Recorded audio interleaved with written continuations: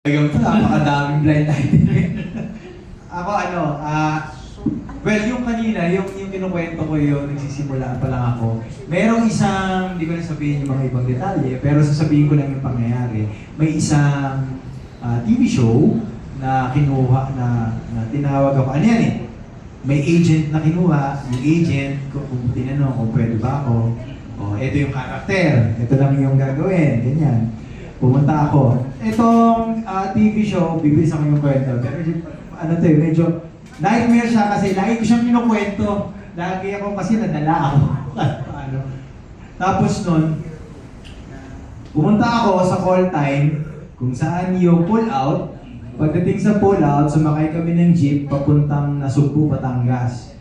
Pagdating sa Nasugbu, Batangas, doon ako kukuha ng eksena ko, isang eksena lang. Pagdating ko doon, naghintay ako doon sa unit na yun. Ang sabi, doon pala ako sa kabilang unit. So, nag-tricycle ako papunta sa kabilang unit.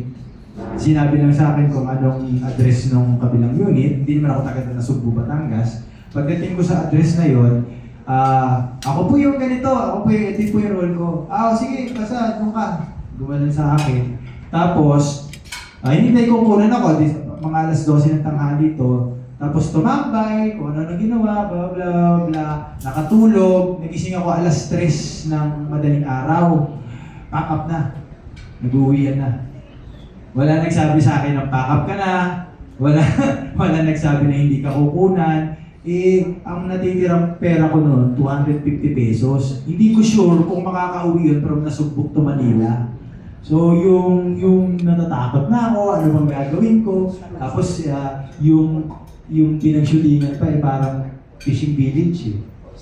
So, dito na ako, makikituloy ako sa kung sino man doon. Pwede mo pa makitulog lang sila dito.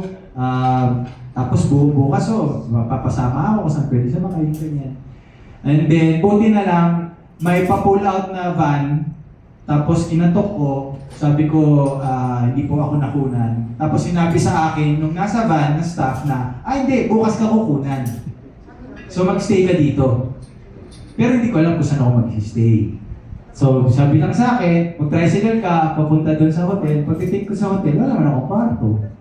So ang ginawa ko, ginawa nila, siguro, na naging aware sila bigla na, masyado nang kanina pa to naalig ka. Pinag-check-in ako dun sa katabing cottage resort. Nakunan ako kinabukasan. Na alas 5 ng hapon.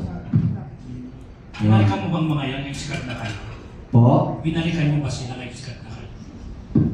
Hindi, yung mismo production, hindi na eh. Kasi hindi na siya, para sa akin, ayoko magtanim ng galit. Kasi hindi na siya parte ng kung ano kinagalawan ngayon eh. Iba na yung pakikitungo. But, ang bawi ko na lang lagi is, pag nasa production ako, ang trato ko sa lahat pare-pareho. Ay, may naalala ako.